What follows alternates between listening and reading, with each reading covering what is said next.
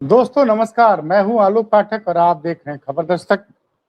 आज बहुत दिनों बाद सपा के प्रवक्ता मनोज यादव जी हमारे साथ जुड़े हुए हैं। आज बड़ा ऐतिहासिक दिन है क्योंकि आज दादरी में अखिलेश यादव की एक रैली थी। सद्भावना रैली नाम दिया गया था और उस रैली में जो हमारे पास सूचना है, क्योंकि हमारे सहयोगी राज कपूर जी वहां खुद उपस्थित थे, हमारी महिला सहयोगी भी थी और रिपोर्ट्स हमारे चैनल पे चल रही है। वहां पे कहते ना तिल रखने की जगह नहीं थी और एक तरफ कल की रैली थी। प्रधानमंत्री मोदी जेवर एयरपोर्ट का उद्घाटन करने आए थे।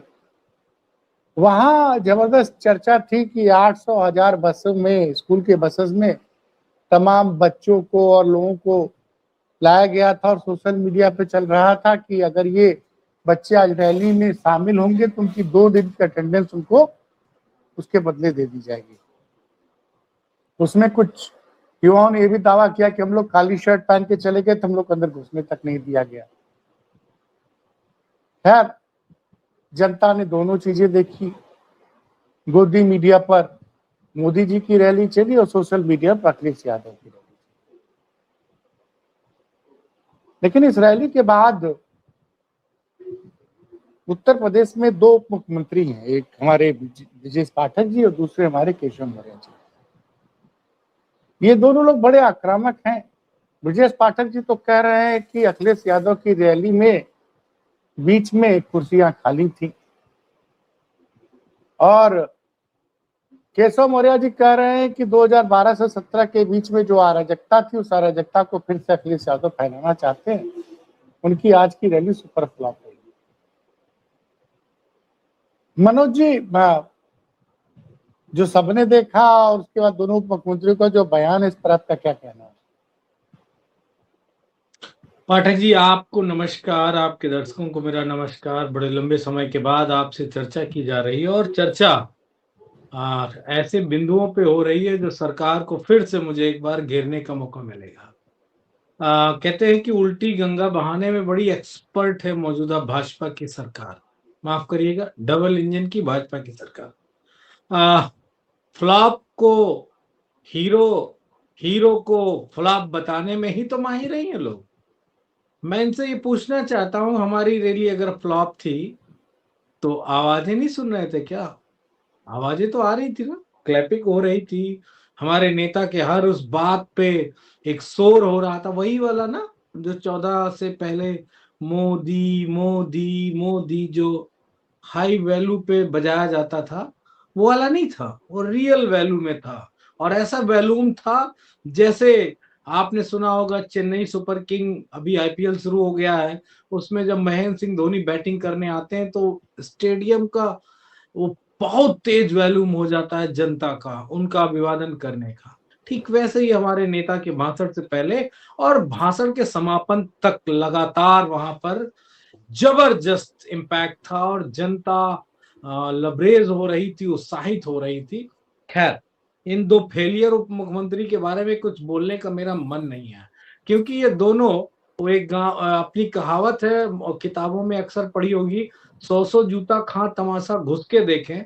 बेशर्मी की सारी हदें पार करके उप मुख्यमंत्री का पद धारण करने वाले दोनों चाटुकार, अब किसका कहूं ये तो मुझे समझ में नहीं आता। कभी कभी योगी की चाटुकारी का करते हैं और कभी कभी सेंट्रल में बैठे गृह मंत्री की। तो अब ये तय कर लें कि इनको चाटुकारिता किस लेवल की करनी है। लेकिन हम इतना कहेंगे कि आज का जो पूरा आयोजन था, भाईचारा सद्भावना जो रैली थी, जिसमें सभी धर्म, सभी वर्ग, सभी जाति के लोग पहुंचे और मंच पे भी आपने देखा होगा कि अगर गुर्जर समाज के लोग थे, मिहिर भोज, राजा मिहिर भोज, सम्राट चक्रवर्ती के सम्मान में गुर्जर इकट्ठा हुए थे, तो आप याद करिए वहां जाट भी थे, और याद करेंगे तो मुस्लिम भी थे, और याद करेंगे तो हमारे रामलाल जी सुमन भी थे। हिंदू, मुस्लिम, सिख, ईसाई सभी धर्म के लोग वहां पे थे। आप याद करिए, एक सिख समुदाय के नेता का नाम हमारे नेता ने मंच से लिया था। तो एक पूरा समाजवाद का समावेश था। और मैं पूरी रैली को मैंने सुना, मैं लखनऊ में ही था, लेकिन मैंने इतना जाना कि उस रैली से एक उत्साह, एक ऊर्जा का संचालन हुआ है और वो ऊर्जा पूरे उत्तर प्रदेश में गई है। माता प्रसाद पांडे जी हमारे नेता प्रतिपक्ष हैं, उन्होंने अपने संबोधन में इस बात को कहा पाठक जी कि पूरब वाले तो सब तैयार हैं, आप लोग तैयारी कर लो बस। 27 में वो सब मिलकर आदरणीय अखिलेश यादव जी को उत्तर प्रदेश का मुख्यमंत्री बनाना चाहते हैं। तो वो आवाज जो पश्चिम से उठी है, उसकी जो एक्सेप्टेंस था, उसको मंच पे ही नेता प्रतिपक्ष माता प्रसाद पांडे जी के द्वारा पूरब तक पहुंचाने की बात और वहां का भी मैसेज पश्चिम तक पहुंचाने की बात क्लियर हो गई है।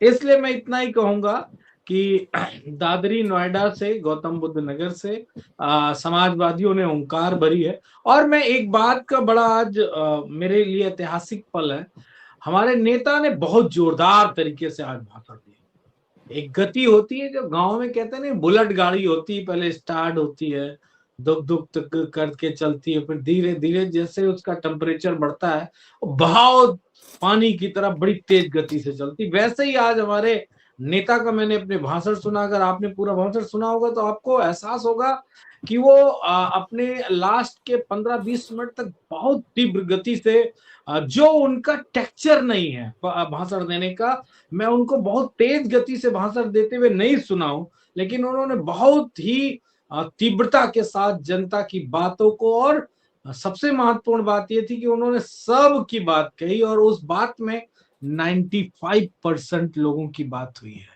ये 5% कौन लोग हैं इस प्रदेश का, देश का बेड़ा गर्क करने वाले पाठक जी, इस पे जरूर चिंतन मनन होगा जी।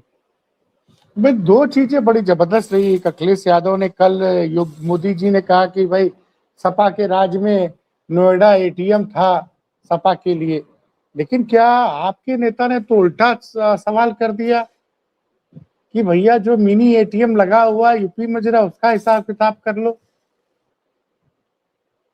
निश्चित तौर पे इस शब्द का उन्होंने एक ऐसे उसमें छोड़ा है, पत्रकारों से कहा है, उन्होंने कुछ ओपन बात नहीं कही है पाठक जी, इस बात को ध्यान रखिएगा। उन्होंने कहा नहीं, लेकिन उन्होंने कहा कि भाई जो मिनी एटीएम लगा है यूपी में है मिनी एटीएम, उसका भी तो हिसाब किताब कर लीजिए। निश्चित तौर पे ये बड़ी बात है, क्योंकि वो जिस एटीएम की बात कर रहे थे प्रधानमंत्री जी, उन्होंने तो उसको भ्रष्टाचार का गढ़ बना दिया या बता दिया। अब मैं पूछना चाहता हूं, प्रधानमंत्री जी से पूछूं, योगी माफ करिएगा अजय सिंह बिष्ट उत्तर प्रदेश के मुख्यमंत्री जी से पूछूं, किन किन से पूछूं जो बताएंगे कि उन्होंने नोएडा के लिए क्या किया, 10 सालों में क्या किया, जो काम वहां किया समाजवादियों ने किया, जो डेवलपमेंट हुआ समाजवादियों के समय में हुआ, ऊंची ऊंची इमारतें हो, चाहे ग्रीनरी हो, चाहे वहां पे पार्क हो, चाहे जो कुछ भी बना समाजवादी और बहुजन समाज पार्टी की सरकार में बना। तुमने तो लूटा है, और वो इस तरह लूटा है जिसके बारे में हम आप, मुझे लगता है, चर्चा भी नहीं करनी चाहिए, क्योंकि नोएडा की लूट की चर्चा करेंगे तो पूरा प्रदेश रह जाएगा और प्रदेश से लूटा हुआ माल कहां गया है वो चर्चा रह जाएगी। तो मैं फिर उस अपने पूरा पुराने ही अंदाज में कहूंगा कि वो माल जो है लूट उत्तर प्रदेश का, वो मठ में गया है। और मठ कहाँ का? गोरखपुर का। गोरखपुर के मठ में बहुत पैसा गया है। लोग तो अब बताना शुरू कर दिए। मैंने तो आपको याद होगा जेल जाने से पहले मैंने 800 करोड़ रुपए कहा था, तो मिर्ची लग गई थी उत्तर प्रदेश के बैठे कुछ अजय सिंह बिष्ट मुख्यमंत्री के अधिकारियों को, और हो सकता है मुख्यमंत्री जी को भी लगी हो। तो 800 करोड़ कहां से आई ये मैंने पूछा था, बड़ी मिर्ची लगी, फर्जी मुकदमा लगवा के जेल भेज दिया। लेकिन मैं इतना जानना चाहता हूं, अब तो सुनने में आ रहा है कि 800 नहीं, लगभग 5 से 10 हजार करोड़ रुपए बाबा आदित्यनाथ बिष्ट या अजय सिंह बिष्ट के मठ में पहुंच गया है। तो बड़े प्रोस्पेक्ट पे बात करनी है, बड़े लेवल पे बात करनी है, तो निश्चित ही ये बात उत्तर प्रदेश की जनता जरूर जानेगी कि मठ में पैसा कहाँ रखा है, सोना कहाँ रखा है, चांदी कहाँ रखी है, ये सब कहाँ रखा है, इसका सवाल जनता पूछ रही है। और इनके कुछ अधिकारी हैं बड़े प्यारे से, बड़े दुलारे से, उनकी भी संपत्ति के बारे में भी चर्चा होगी। शायद प्रधानमंत्री जी को पता नहीं है, प्रधानमंत्री जी के संज्ञान में उत्तर प्रदेश के या उनके एजेंसीज के लोगों ने नहीं बताया, लेकिन अगर बता देते तो बेहतर होता। जी नहीं, देखिए, विकास तो उत्तर प्रदेश की सरकार ने इतना जबरदस्त किया था कि एक 50 लाख की कंपनी, मतलब उससे 25,000 करोड़ का MOU साइन हो गया था। 25 आपके लाख नेता ने 25,000 करोड़ के हाँ निवेश का MOU साइन हो गया था। अखिलेश जी ने प्रेस कॉन्फ्रेंस में बोला कि हम सत्ता में आएंगे तो सारे MOU की जांच होगी, तो शाम होते होते वो MOU रद्द कर दिया गया। तो देखिए, 2-3 सवाल हैं मनोज जी। मोदी जी तो बार बार भ्रष्टाचार की बात करते हैं, लेकिन जल जीवन मिशन पे तो खुद भाजपा के सरकार के विधायकों ने सवाल उठाए हैं, है?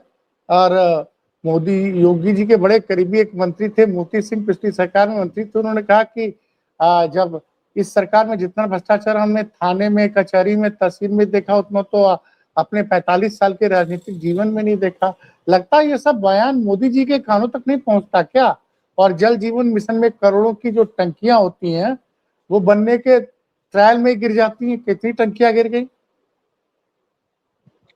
देखिए पाठक जी, ये बात बिल्कुल सत्य है। ठीक उसी तरह जिस तरह सत्य सूरज का पूरब से निकलना और पश्चिम में ढलना होता है, उसी तरह सत्य है। और कोई एक व्यक्ति नहीं कहा है, बीजेपी के तमाम सारे विधायकों ने, पूर्व मंत्रियों ने, मौजूदा सांसदों ने इस बात का जिक्र समय समय पे किया है। लेकिन वो कहते नहीं, कुछ लोग बेशर्मी वाला शरबत पिए बैठे हैं। हम लोगों ने तो बचपन में दही वाला, गुड़ वाला, चीनी वाला, रुआवजा वाला शरबत पिया था, लेकिन इन संघी और बीजेपी के लोगों ने बेशर्मी वाला शरबत पिया। तो जब ये बेशर्मी वाला शरबत जिनका हो जाता है, माफ करिएगा, वो लोग कभी सवाल नहीं उठाते हैं, वो कभी सत्यता को आंखें खोल के देखना नहीं पसंद करते हैं। वो जब सत्यता सामने आती तो वो ऐसे हाथ ढक लेते हैं कि देखो मैंने सत्य देखा ही नहीं। अगर देखने की बात की जगह सुनने को होता है तो वो कान बंद कर लेते हैं।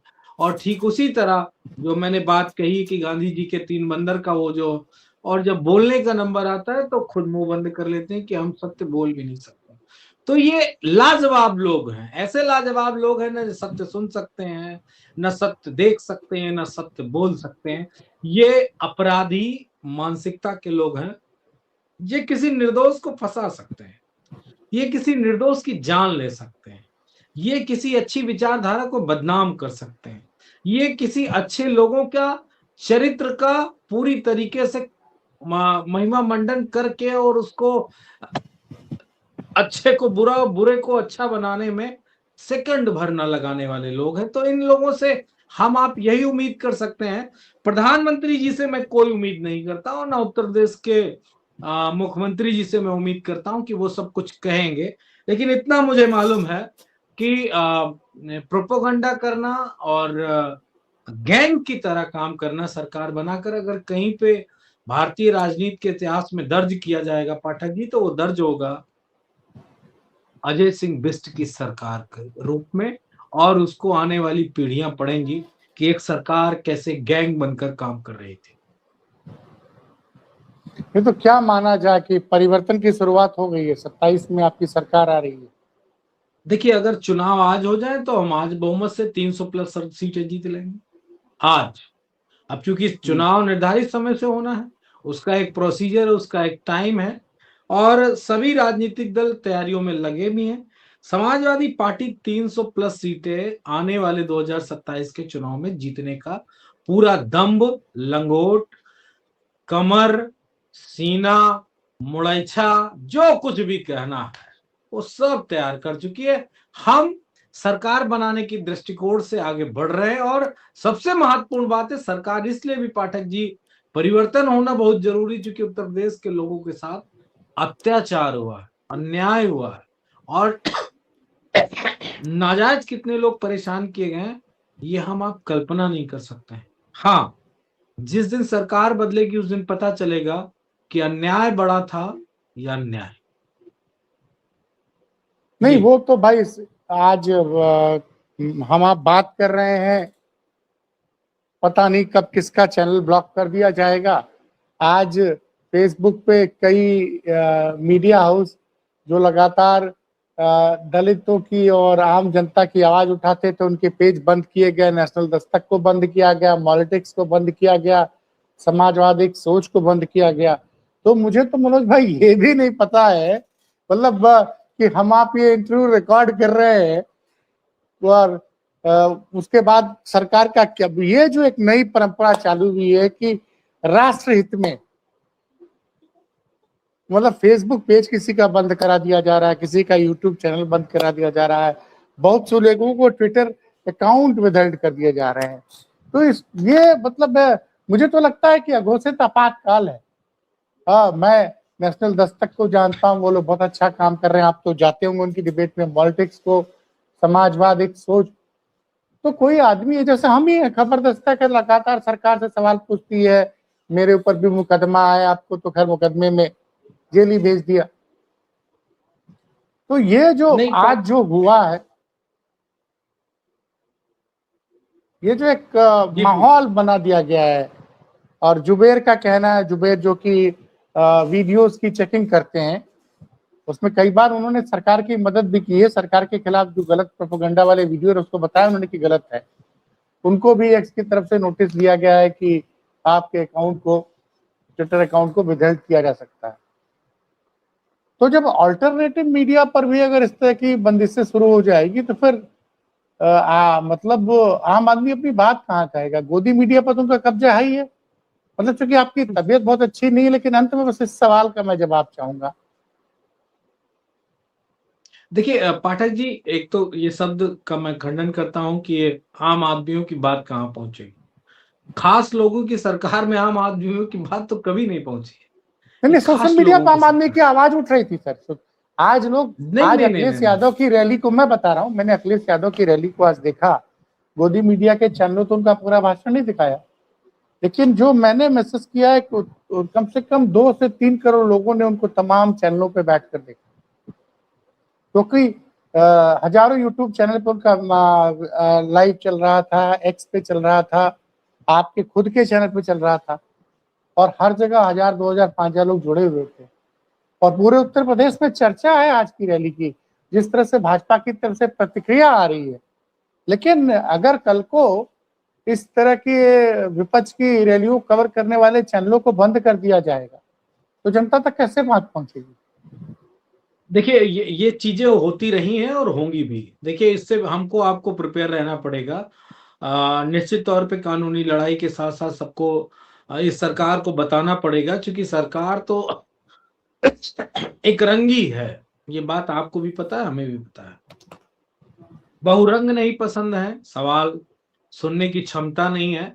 ये असीमित क्षमता वाले नहीं है, ये वो लोग हैं जिनकी कोई क्षमता ही नहीं है। हार्स पावर नहीं नापा जाता है कि किसी मशीन की कितने हार्स पावर की है।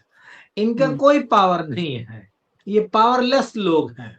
ये सिर्फ और सिर्फ महिमा मंडन कर सकते हैं, ये सिर्फ और सिर्फ प्रोपेगेंडा कर सकते हैं, पाखंड कर सकते हैं, ये धर्म और ईश्वर के नाम पे लोगों को गाली दे सकते हैं, लड़ सकते हैं, लेकिन हकीकत से नहीं। लेकिन देखिए मीडिया, सोशल मीडिया को बंद किया जाए या सोशल मीडिया के यूट्यूब के, फेसबुक के अकाउंट्स बंद किए जाए, जनता को नहीं बंद कर पाएंगे। मैं फिर बता रहा हूं, बड़ी जिम्मेदारी के साथ कह रहा हूं, क्योंकि जनता को लाइन में लगा दिया फिर से। वो यादें हैं, आपको याद होगा कोरोना काल से पहले तक लोगों ने लाइन में लग के सारी चीजें अपने आप को भुला दिया था। और नहीं, ये सरकार नोटबंदी की लाइन कोई भूल सकता है? बिल्कुल नहीं। उसका कोरोना में लाइन लगा दिया, लोगों को बेड नहीं मिल रहा था, जीएसटी में लाइन लगाई, और अब लाइन लगा दिया है पेट्रोल, डीजल और गैस की। बिल्कुल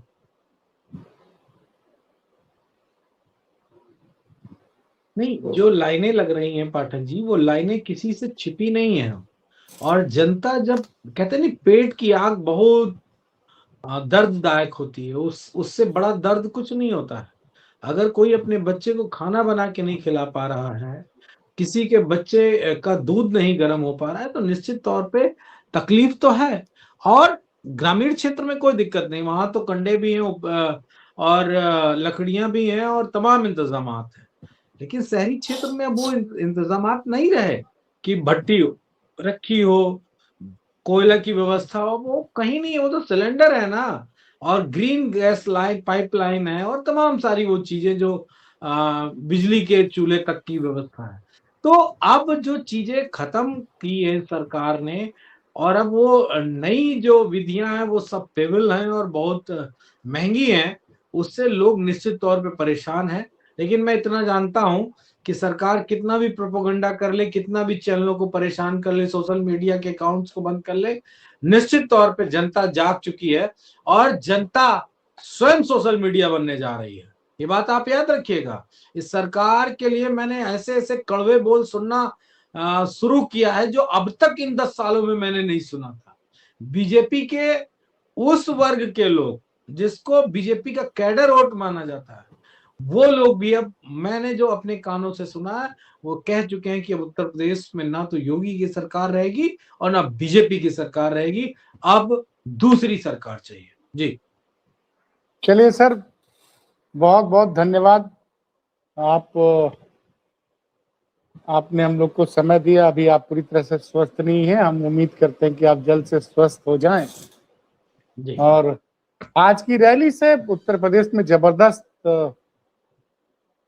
एक माहौल बन गया है, और इस माहौल को देखते हुए मैं इतना तो कह सकता हूं कि 27 में अब भारतीय जनता पार्टी का सफर बहुत मुश्किल लग रहा है। लाल रंग का सैलाब जो आज उमड़ा था गाजियाबाद और नोएडा में के बीच में दादरी में, उससे पूरे उत्तर प्रदेश को एक बड़ा संकेत गया है। बहुत बहुत धन्यवाद मनोज जी।